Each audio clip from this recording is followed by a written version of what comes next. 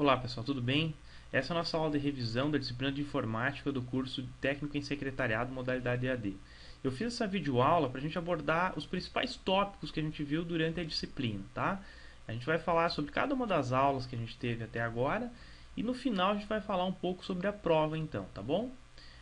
Como vocês vão estar me vendo no canto da tela aí, e vocês vão estar vendo a apresentação que eu fiz sobre cada uma das aulas, alguns tópicos que a gente vai comentar rapidamente, tá? Bom, a nossa primeira aula foi conhecendo a informática. Então, nessa primeira aula, a gente abordou alguns assuntos relacionados aos avanços tecnológicos, né, que permitiram o surgimento do computador. E isso vai desde a criação do ábaco, né, que foi uma primeira máquina utilizada para calcular. E o ábaco, como a gente sabe, foi o precursor hoje da informática, né? A gente viu as gerações pelos quais a computação em si passou, né?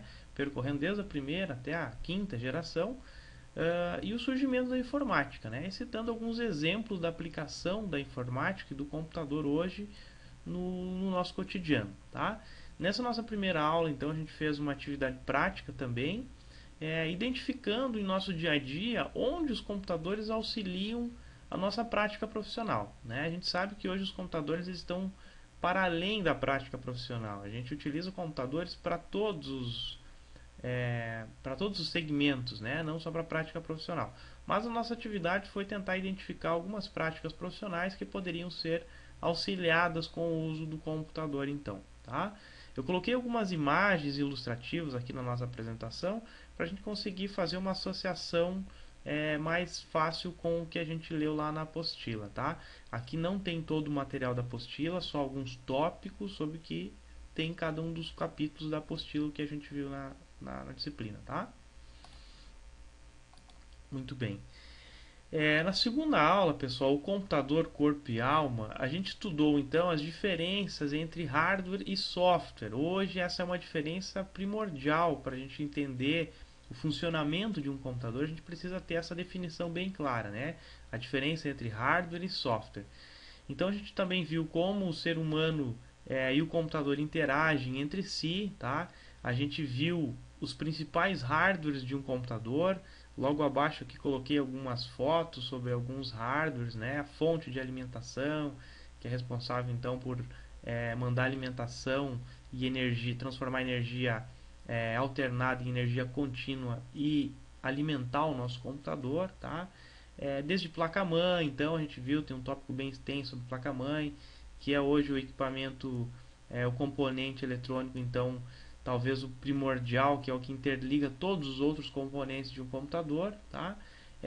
Nessa aula também a gente estudou sobre as medidas utilizadas em computadores, né? A gente sabe que as medidas em computação elas são diferentes das medidas que a gente utiliza para medir volume, distância, né? Então hoje em computação a gente vai utilizar o bit, que é a menor unidade de medida, né? Equivale a um zero ou a um, apenas um dígito, tá? Byte, né? Que corresponde a 8 bits, um conjunto de 8 bits. Kilobyte, né? Que por sua vez corresponde a 1024 bytes, e assim sucessivamente. Cada grandeza posterior corresponde a 1024 vezes a sua grandeza inferior, tá? Assim como a gente tem centímetro, metro, enfim, a gente vai ter as unidades de representação na computação como bit, byte, kilobyte. Lá na apostila tem uma tabelinha, tá? Com a grandeza e o seu proporcional, a sua medida proporcional em byte, kilobyte, né, megabyte, terabyte.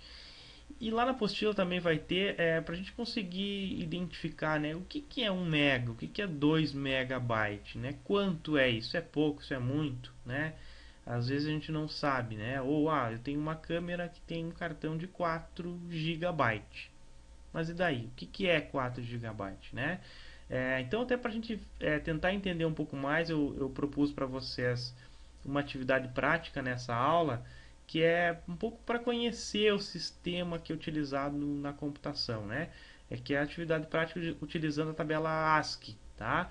Vocês, nessa aula, vocês representaram um nome de vocês, utilizando a tabela ASCII, ou seja, vocês não utilizaram o alfabeto, né? Vocês utilizaram um conjunto de zeros e uns, né? Que é o que o computador compreende. O computador não compreende o alfabeto, o computador não compreende algarismos, né? Ele só compreende 0 e 1, tá? Que esse é o sistema binário, tá? Mas com esse sistema binário fantástico, a gente consegue representar todos os caracteres, né? Então a gente viu que essa tabela ASCII, cada caractere, né? Cada símbolo, cada caractere, cada número é representado por um conjunto de 8 bits diferentes, tá?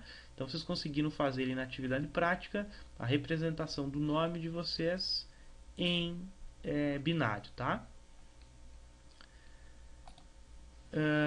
Na aula 3, pessoal, os periféricos e os sistemas operacionais, nós estudamos então os principais periféricos e seus tipos, tá? Como assim seus tipos?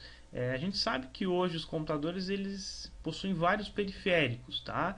Agora, os periféricos eles podem ser classificados em periféricos de entrada, de saída, de armazenamento ou até mesmo entrada e saída.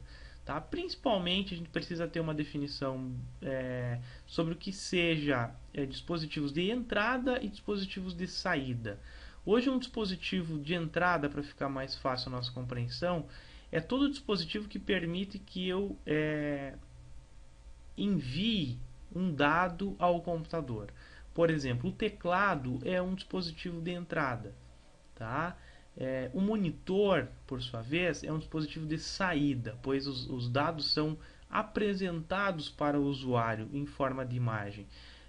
Uma impressora é um dispositivo de saída, pois os dados eles saem para você de forma impressa. Poderíamos citar um monitor touchscreen, né, que é um monitor onde eu posso enviar sinais através do toque. Esse seria caracterizado um dispositivo tanto de entrada quanto de saída, tá? A gente vai ter um disco rígido ou um HD, que seria então um dispositivo de armazenamento, tá? Essas definições a gente deve ter. Na apostila tem bem detalhado o que são os dispositivos, tem outros dispositivos de entrada e de saída explicados na apostila também. Nessa aula também, pessoal, a gente viu a evolução histórica dos sistemas operacionais, tá?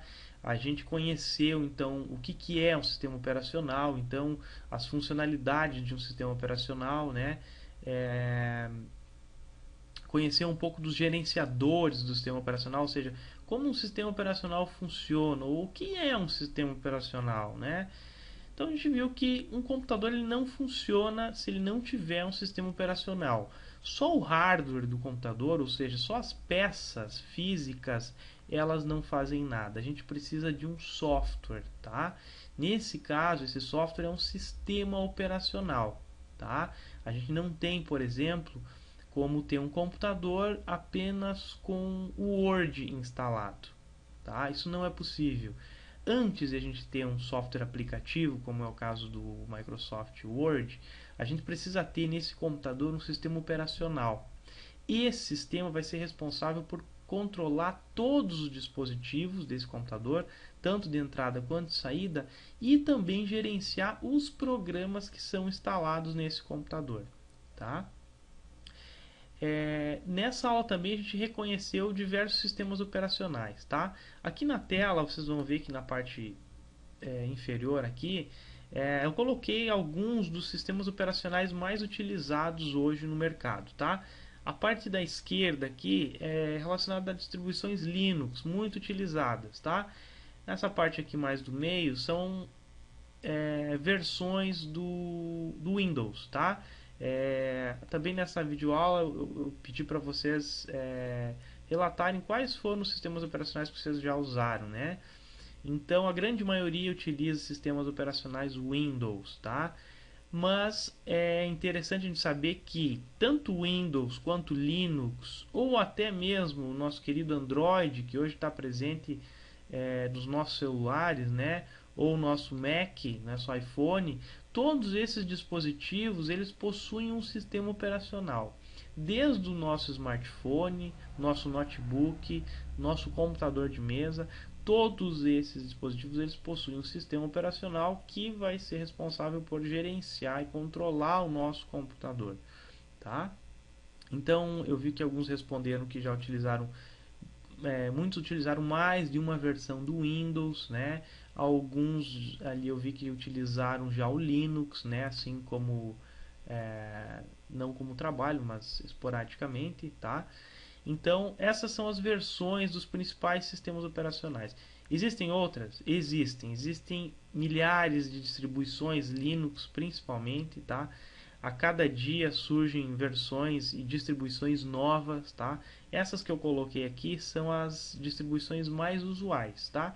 E o Windows, então, nem se fala. Eu parei aqui no Windows 8, mas a gente sabe que a Microsoft já está em processo de lançamento aí, distribuição do Windows 9, que é a próxima versão. Então, como a gente sabe, a gente não tem como parar, né? A gente tem que estar sempre se atualizando, tá? Bom, a nossa próxima aula, então, que foi a aula 5, tá? A gente falou então sobre internet, pessoal, tá? O que a gente viu? A gente estudou como a internet funciona, tá? A comunicação entre computadores, o fluxo da informação e dos dados nessa rede, né, mundial de computadores. Disponibilizei alguns documentários muito interessantes ali, pessoal, para vocês entenderem como funciona a internet, tá? Como se o funcionamento, enfim, da rede mundial de computadores, tá? Espero que vocês tenham olhado os documentários. Os principais serviços oferecidos pela internet, então a gente viu alguns serviços que a internet nos provê, né? Algumas atitudes que garantam a segurança de usuários ao navegar na web, tá? Por exemplo, alguns cuidados com senhas, né? Vimos também como a gente se conecta à internet, tá? Então tem na apostila fala como a gente deve se conectar à internet. Vimos também sobre velocidade de internet e tipos de conexão, tá? Na nossa atividade dessa aula, então eu pedi para vocês identificarem o tipo de conexão com a internet que vocês dispõem, né? Quem tem em casa, quem tem no trabalho, no polo, né? Para identificar que tipo de internet o polo tem, tá? E identificar o que é necessário, né? A gente vê o que é necessário para acessar a internet. A gente viu que para acessar a internet a gente precisa de um navegador ou um browser, né? Logo abaixo aqui então coloquei os principais navegadores utilizados hoje, tanto em computadores de mesa quanto smartphones, enfim, alguns dos principais navegadores aqui ou browsers, tá? Na nossa aula também pedi para vocês relatarem quais são os navegadores que vocês usam e por que vocês usam determinado navegador, tá? Eu vi que muitos utilizam o Chrome, né, o Google Chrome, e relatam que ele é o mais rápido, né? Realmente, hoje o Google Chrome é um dos navegadores mais rápidos de internet, tá? Junto com o Firefox, tá? Muito bem. Aqui na imagem coloquei algumas representações de alguns tipos de internet que a gente tem, que a gente viu na apostila, né? Internet ADSL, internet via rádio, a nossa 3G, né? Que na verdade muitas vezes ela não chega nem a 1G, né? A nossa internet Wi-Fi, né? Muitas vezes a gente confunde internet Wi-Fi com internet 3G. Isso é um detalhe bem importante, pessoal. Internet Wi-Fi, ela não necessariamente ela é uma internet 3G, tá? A gente pode ter uma internet ADSL, uma internet via rádio e utilizar um dispositivo Wi-Fi para mandar esse sinal sem fio para um dispositivo que a gente tenha, tá? A internet 3G ela é utilizada pela operadora de serviço de telefone que a gente utiliza, ou Vivo, Claro, Oi, tá? E aí a gente vai utilizar o nosso pacote de dados então da operadora, tá? Tem essa diferença. Bom, pessoal, seguindo aqui na nossa aula 6, a gente falou sobre o correio eletrônico e os programas maliciosos, né? a gente estudou então o funcionamento de um correio eletrônico, tá? Vimos a diferença entre webmail e programa cliente de correio eletrônico, tá? Vimos as vantagens e desvantagens do uso de cada um deles, tanto do webmail quanto do cliente de correio eletrônico. Resumindo, o que é um webmail, né? O webmail é um acesso que eu faço ao meu correio eletrônico direto na página, direto pelo meu navegador, pelo Google Chrome, pelo Firefox, né? Eu faço direto esse acesso pelo navegador, eu não tenho nenhum programa para acessar o e-mail, ou seja, eu posso acessar ele de qualquer lugar, tá? Em qualquer computador, disponibilizando um navegador, eu posso fazer o acesso ao meu e-mail, tá? E os clientes de correio eletrônico são programas que eu configuro, né, no meu computador, e esses programas eles fazem acesso ao servidor de e-mail e baixam os e-mails na minha máquina, tá? Então lá na apostila vocês vão ver o que é vantagem e o que não é vantagem na utilização do programa cliente de correio eletrônico e do webmail, né? A vantagem do webmail é que eu posso acessar de qualquer máquina, né? Uma das desvantagens, por exemplo, do uso do webmail é que se eu tiver sem conexão de internet eu não tenho acesso aos meus e-mails mais. Enfim, existem ali outras vantagens e desvantagens, vocês podem dar uma lida na apostila, bem interessante, tá? Vimos também algumas pragas virtuais. Hoje elas têm inúmeras nomeações, tá? Cada vez mais surgem nomes novos para essas pragas digitais, os famosos vírus de computadores, né? Hoje a gente fala em worm, fala em cavalo de Troia, spyware, né? Spam, enfim, existem vários outros. Coloquei para vocês aqui na tela, pessoal, principalmente por e-mail, a gente recebe muita praga eletrônica, tá? Em forma de propaganda ou em forma de mensagens dizendo que a gente tem uma pendência ou que a gente tem algum valor a receber, e sempre com um link para a gente clicar. Isso é o mais importante. Todos os vírus que a gente pega no computador, né, os próprios worms, cavalos de Troia, eles sempre tentam nos iludir para que a gente clique em algum link ativo, né?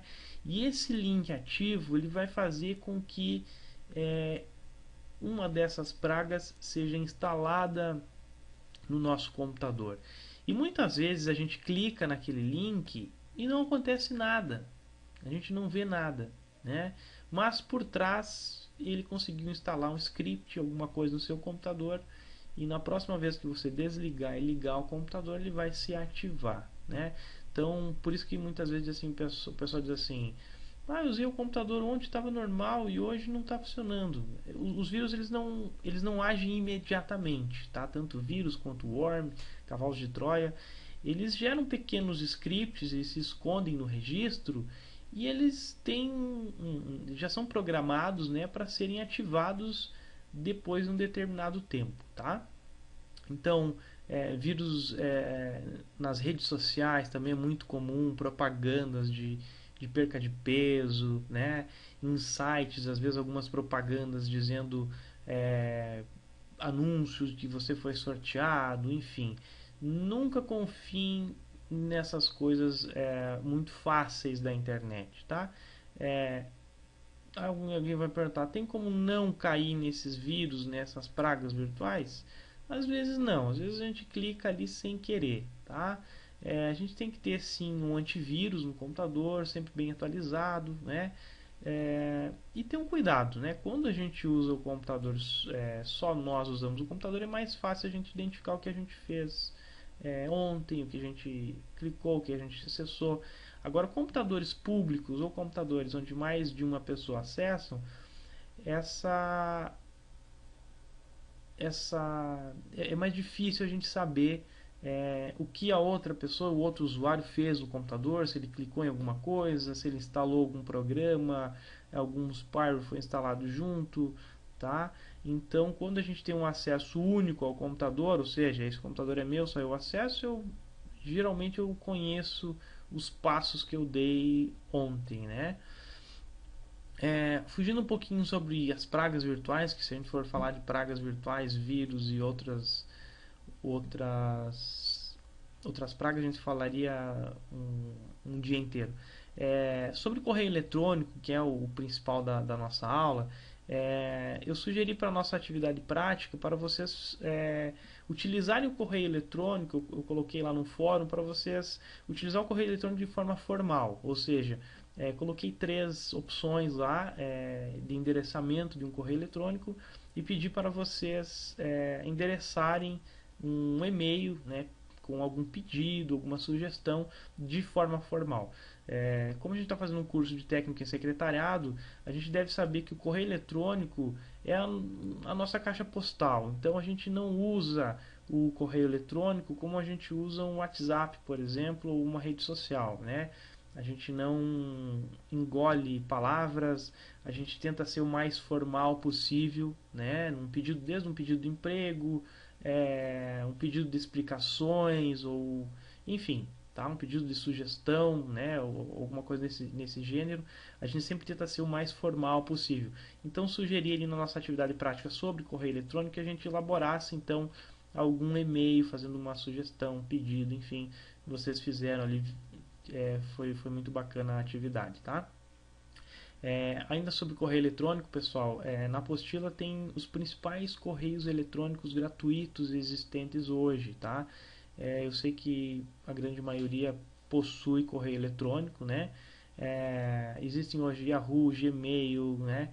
E entre tantos outros correios eletrônicos, cada um com a sua particularidade. Então é difícil a gente descrever como fazer para criar um e-mail numa plataforma ou outra de um webmail, por exemplo.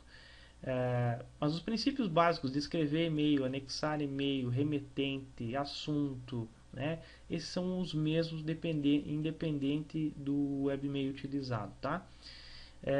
Como sugestão, posso dizer para vocês que hoje o correio do Gmail é um ótimo correio eletrônico. Para quem utiliza pouco o correio eletrônico, o Gmail tem um correio eletrônico muito legal, com ferramentas já incorporadas no correio eletrônico deles. Fantástico. Então quem está a fim de começar a usar mais assiduamente aí seu correio eletrônico, quiser abrir uma conta no Gmail, sugiro que faça, tá? Dos correios eletrônicos gratuitos existentes hoje no mercado, o Gmail sem dúvida uma das melhores, tá? Bom, pessoal, então seguindo aqui, a gente partiu para a aula sobre processador de texto, tá? Na nossa apostila lá vai ter o capítulo então falando sobre processador de texto. O processador de texto mais utilizado hoje, sem dúvida nenhuma, é o Microsoft Word, né? O Word hoje é o processador de texto mais utilizado no mundo, tá? Na nossa aula eu postei para vocês uma tabelinha com alguns dos principais processadores de texto, para a gente não achar que existe só o Word, né? Quando a gente fala em editor de texto, processador de texto, vocês vão ver que existem vários outros, né? Muitos a gente nunca utilizou, muitos são mais antigos, muitos são utilizados em escolas, né? Mas os principais são da Microsoft Office, é uma suíte de escritórios que contém Microsoft Word, Microsoft Excel, Microsoft PowerPoint e outros aplicativos, tá? O LibreOffice, que é uma ferramenta de licença livre, tá? Que também vai ter suíte de processamento de texto, de planilha eletrônica, de apresentação multimídia, tá? Então tem alguns aqui, coloquei numa tabelinha para vocês, alguns dos mais utilizados. Mas hoje, sem dúvida nenhuma, o Microsoft Office é a suíte de escritório mais utilizada em âmbito comercial, doméstico, empresarial. Então não tem como a gente falar sobre processador de texto, sobre editor de texto, sem referir ao Word, tá? Bom, quando a gente fala num processador de texto e já vem de cara o nome do Word, a gente pensa, bah, mas eu só sei digitar texto, não sei muita coisa. Pessoal, eu posso dizer para vocês que não tem uma fórmula. A gente pode fazer um curso só de Word, a gente aprender um monte de ferramentas, mas se eu não praticar eu esqueço, tá? Então o segredo é: pratiquem, mexam, não tenham medo de apertar, de mexer nos botões do Word para ver o que acontece, tá? Por quê? Porque, como vocês sabem, existem várias versões do Microsoft Office. Até na nossa aula eu pedi que vocês identificassem qual é a suíte de escritório que vocês utilizam. A grande maioria respondeu que é o Microsoft Office, alguns responderam que é o Office 2003, o 2007, 2010, o Office 2013, computadores mais novos, né? E o layout dessa suíte de escritórios ela muda um pouco, tá? Aonde está o negrito, onde está o itálico, geralmente eles não mexem nesse layout. O que muda de uma suíte para outra, de uma versão de suíte para outra, é a forma dos menus, né? O design da página. Então, quem tem, por exemplo, já utilizou o Office 2003 e hoje tem a versão 2010 ou 2013, enfim, vai ver que o que acontece é que o Office 2010 ele já trabalha, por exemplo, com guias, né? Ele não trabalha com menus, uma barra de menus, tá? Então essa é uma das grandes diferenças. E vai ter outras ferramentas a mais. Então é muito difícil assim a gente criar no curso um padrão, tá? Apesar da apostila seguir o padrão Microsoft Office 2003 e até a gente ter colocado na apostila tem alguns vídeos introdutórios utilizando o Office 2003. O Office 2003, apesar de ser tecnicamente mais antigo, tá? Ele é a versão do Office mais utilizada em nível didático. Por quê? Porque ele é muito fácil de operar, tá?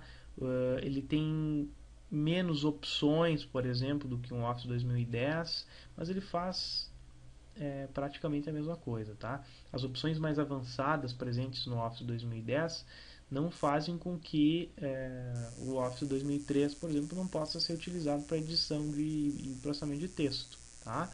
Mas eu quero que vocês entendam que o que vai mudar de uma versão para outra, de uma suíte de escritório da Microsoft, é principalmente o layout dos menus, tá? A forma como é apresentado as ferramentas dentro dos menus, tá?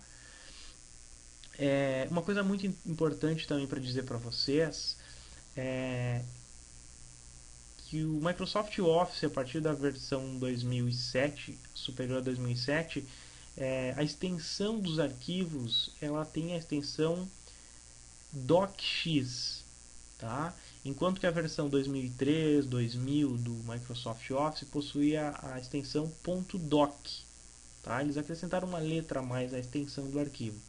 Isso faz com que textos redigidos numa versão mais nova do Microsoft Office não consigam ser abertos ou não sejam abertos em versões mais antigas, tá? Isso foi uma estratégia da Microsoft para fazer o pessoal migrar, né, as suas versões de suítes. Por quê? Porque hoje ainda tem gente que utiliza o Microsoft Office 2003, tá? Tanto que a Microsoft viu que o pessoal não abandonou o Office 2003, que lançou patches, né, ou correções que você instala no Office 2003, que permite que você abra arquivos com extensão .docx, tá? Então isso é bem importante. Se a gente fizer um texto, por exemplo, vamos colocar uma situação real aqui. Se a gente redigir um texto, por exemplo, no Office 2013, tá? E a gente for enviar esse arquivo para alguém por e-mail e a gente não sabe qual a versão do Office que aquela pessoa tem, é interessante que quando a gente dê o comando de salvar como, no tipo do arquivo a gente coloque Microsoft Office 2003, tá? Que até o Office 2003 a extensão do arquivo ela vai ser .doc. Então a extensão .doc, as suítes do escritório Microsoft Office 2013, 2010, elas abrem. A extensão .docx, a suíte Office 2003, Office 2000 não abre, tá? Então essa jogada é bem interessante. Quando a gente salva um arquivo, uma versão mais nova, vai enviar para alguém que tem uma versão mais velha do Office, tá? Digamos assim, a gente salva ela com a versão mais velha, tá? Para evitar que a pessoa não consiga abrir o arquivo. Bom, pessoal, na apostila tem alguns exemplos de como inserir tabelas no Word, tá, pessoal? Eu posso dizer para vocês assim, o Word é uma ferramenta, tá? Uma ferramenta de edição e de texto, tá? Não tem regra para a gente digitar rápido, para a gente ter uma boa digitação, a não ser a prática, tá? Então pratiquem, tá? Criem textos, criem cartas, adicionem elementos não textuais a um arquivo, tá? Criem tabelas, criem colunas, tá? Criem numeradores, tá? Façam exercícios no Word. Assim como a gente postou algumas videoaulas do Microsoft Word, se vocês procurarem no YouTube, vocês vão encontrar diversas videoaulas sobre as versões específicas da sua suíte. Por exemplo, eu tenho o Office 2013, ele é um pouco diferente. Se você for ali no YouTube, você vai encontrar alguns vídeos sobre os recursos básicos. Os recursos básicos eles não vão mudar, tá? Se vocês querem alguma coisa mais específica, eu quero criar uma mala direta no Word, como eu faço isso, tá? Vocês vão encontrar isso aos montes em vídeos no YouTube, tá? O que a gente está apresentando aqui para vocês são as ferramentas e o que a gente pode fazer e deve fazer com elas, tá? Agora, o aprofundamento que a gente dá na ferramenta é cada um que vai aprofundar o seu conhecimento, tá? Bom, pessoal, passando aqui o processador de texto, então, para finalizar aqui, a gente entrou então em planilha eletrônica. Planilha eletrônica, que é o nome correto que se dá, é algo que poucos usam, tá? Muita gente conhece bastante sobre o Word, mas sobre planilha eletrônica, mas não sei mexer muito no Excel. Mas é porque a gente não usa, né? Mas vou dar um exemplo para vocês. Vocês poderiam fazer uma planilha de despesas pessoais no Excel, né? Uma planilha bem simples para começar a utilizar o Excel. Então, pessoal, nessa aula do Excel, pessoal, a gente viu bem sucintamente na apostila, tem exemplos de como criar, salvar uma planilha, como formatar a célula, né? O que é uma célula, o que é uma coluna, o que é uma linha, o que é um endereço de célula, tá? Isso tem tudo na apostila, tá? Resumidamente, para a gente resumir, o que é uma planilha eletrônica? Resumindo, a gente está falando de planilha eletrônica, mas não falei, né? A gente trabalha em planilha eletrônica com Microsoft Office Excel, tá? Que é um outro software utilizado pela Microsoft, então na suíte de Microsoft Office. A gente se confunde muito, eu vi até nos fóruns alguns fazendo essa confusão, a gente não pode fazer essa confusão. Microsoft Windows 7, Microsoft Windows 8, Microsoft Windows XP é um sistema operacional, tá? Microsoft Office é uma suíte de escritório, muitos chamam de pacote Office, né? É do mesmo fabricante, do Microsoft, mas o nome já diz Office, tá? O Microsoft Office ele possui vários softwares, não é só Word, Excel, PowerPoint, tá? Esses três são os principais, tá? São os mais utilizados, mas existem outros softwares dentro da suíte Microsoft Office, tá? Uma coisa que a gente tem que saber também que o Microsoft Office é uma ferramenta paga, ela não é gratuita. Muitas vezes a gente tem instalado no computador, mas a gente não sabe se a gente tem licença daquilo ou não, tá? Então, se vocês não sabem, não tem a caixinha com certificado, o Microsoft Office ele tem licença, tá, pessoal? Então, falando um pouco mais do Excel aqui, o Excel, pessoal, uma planilha eletrônica, ou Excel, né, que quando a gente fala em planilha eletrônica também já vem o nome do Excel. Nada mais é do que um conjunto de linhas e colunas, tá, ou uma tabela que faz para nós alguns cálculos, algumas fórmulas automáticas, tá? O Excel, na verdade, pessoal, eu fiz um resumo bem grotesco aqui do que seja uma planilha eletrônica, tá? O Excel é uma ferramenta poderosíssima, tá? Inclusive ela é utilizada por pequenas empresas aqui para fazer balanço, tá? Hoje, se você for fazer um financiamento, por exemplo, e tem muitas corretoras e muitas empresas que utilizam planilhas no Excel para fazer o cálculo para vocês, por exemplo, do juro, da amortização. Talvez alguns de vocês até utilizem alguma tabela pronta no Excel, tem muitas na internet, para fazer esses cálculos para a gente. E a gente pode fazer também uma uma planilha eletrônica como a gente quiser, tá? Então a gente tem que saber alguns conceitos sobre célula, endereço de célula, né? Que é composto, então a nossa planilha vai ser composta por colunas e linhas, tá? E que a gente vai poder colocar elementos não textuais, a gente vai poder colocar textos no Excel, a gente pode redigir um texto no Excel sem problema nenhum, tá? Apesar de ele não ser uma ferramenta para processamento de texto, eu posso colocar um texto nele, mas principalmente ele é utilizado para fazer essa associação de células, fórmulas, tá? A gente pode fazer fórmulas variáveis, tá? Utilizando não só números, mas utilizando letras, tá? O aprofundamento que a gente vai dar vai depender do que cada um vai precisar utilizar, tá? O Excel também tem várias videoaulas no Excel para quem quiser fazer um Excel avançado. O Excel ele não é tão simples quanto o Word, tá? O Excel, para quem quiser se aprofundar, aqui na apostila tem pequenos exemplos, né, para a gente fazer algumas pequenas planilhas, tá? Se a gente quiser fazer uma planilha de despesas pessoais, fazer uma planilha de cálculo aí de mercadoria, de fluxo de caixa, a gente consegue fazer. Se a gente quiser fazer uma planilha um pouco mais complexa, a gente tem que pesquisar um pouco mais sobre as fórmulas, tá? E aí a gente consegue fazer também sem nenhum problema, tá? Bom, pessoal, o Microsoft Excel, na apostila, então vocês vão ver que vai ter alguns exemplos de algumas tabelas, tá? Com alguns resultados e fórmulas, tá? Coloquei no exercício para vocês da atividade avaliativa algumas pequenas tabelas que eu fiz, tá? Colocando algumas fórmulas para vocês identificar qual fórmula vai dar o resultado esperado, né? Para mim saber como fazer uma fórmula, eu tenho que saber basicamente o endereço da célula, né?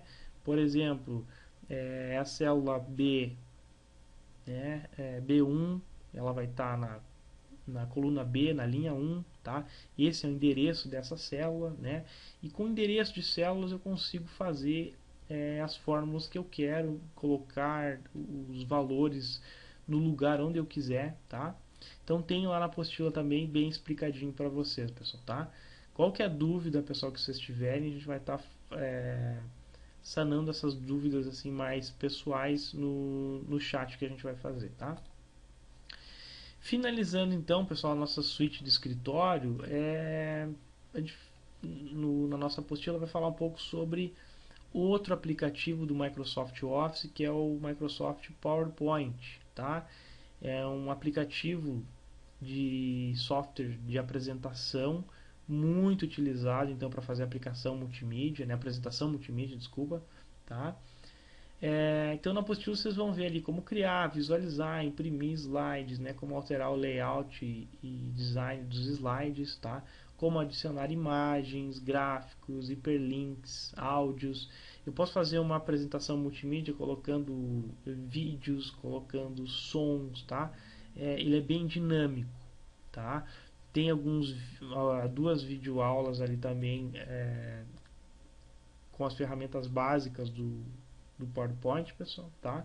Então também bem tranquilo, tá? Essa seria a nossa última aula então sobre software de apresentação. Bom, pessoal, essa aula que a gente termina então com software de apresentação é a aula que encerra o switch do escritório e encerra também a nossa aula da disciplina de informática. O que eu tenho para dizer para vocês, pessoal, é que a disciplina de informática ela não é um aprofundamento muito extenso. E o fato de a disciplina ser EAD, ela, ela barra um pouco algum processo de aprendizado individual, né? O ensino EAD, informática é um pouco diferenciado, né? Porque a gente trata de técnica, né? A informática, o computador é uma técnica, e uma técnica a gente aprende utilizando, tá? Então, o que eu posso dizer para vocês, pessoal, assim, quem precisar de alguma apostila extra, por exemplo, de alguma dessas suítes, tanto Word, Excel, PowerPoint, eu posso estar disponibilizando para vocês algum material, quem quiser se aprofundar em alguma dessas ferramentas, mas não tem receita de bolo, né? Não adianta você pegar alguma explicação se você não praticar. Tá? Se você não praticar, você vai esquecer. A ferramenta é uma técnica, quanto mais eu utilizo, mais desenvoltura eu tenho com a ferramenta, mais eu consigo identificar onde estão as ferramentas que eu uso, tá? Menos dificuldade eu vou ter quando eu for usar uma versão posterior ou inferior dessa ferramenta. Então, pessoal, o que eu posso dizer para vocês, utilizem, tá? Quem tem instalado no seu computador, tem computador com essas suítes, utilizem, tá? São ferramentas muito utilizadas hoje, tá? No âmbito comercial, tá? Tanto para apresentações, o PowerPoint é uma ferramenta imensurável, né? Todo mundo tem que saber utilizar o PowerPoint. O Word nem se fala, tá? O Excel, quem domina o Excel hoje, o Excel básico, é, é, é uma ferramenta que a gente consegue fazer várias coisas, tá? Quem domina o Excel avançado consegue fazer coisas muito legais no Excel. Então aprofundem o conhecimento sobre essas ferramentas aqui, tá? Não tem como a gente aprofundar muito, porque o aprofundamento de uma ferramenta é muito pessoal, tá? Então não tem como eu focar muito numa ferramenta se a pessoa tem dificuldade, por exemplo, na utilização do computador, tá? Quem tem um pouco mais de dificuldade na utilização do computador, no uso do mouse, do screw, das teclas do computador, começa no uso mais básico, começa utilizando uma ferramenta de desenho, tá? Para tu pegar a coordenação motora, tá? Quem já tem uma desenvoltura maior, tá? Já conhece as teclas, já utiliza, já conhece o Word, muitos de vocês já têm um grau de experiência mais elevado, tá? Pratiquem, tá? Pratiquem essas ferramentas. Não tem como vocês aprender a utilizar a ferramenta sem vocês sentarem e começarem a praticar a ferramenta, tá? Utilizem, explorem a ferramenta sem medo de estragar o computador ou sem medo de mexer em alguma coisa errada, tá? Como a gente viu, são softwares, tá? Software, se a gente apagar, deletar, a gente vai lá, reinstala, formata, instala de novo, tá resolvido, tá? Não tem como estragar, tá? É diferente de vocês pegar e jogar o computador no chão e quebrar ele, tá? O software a gente consegue reinstalar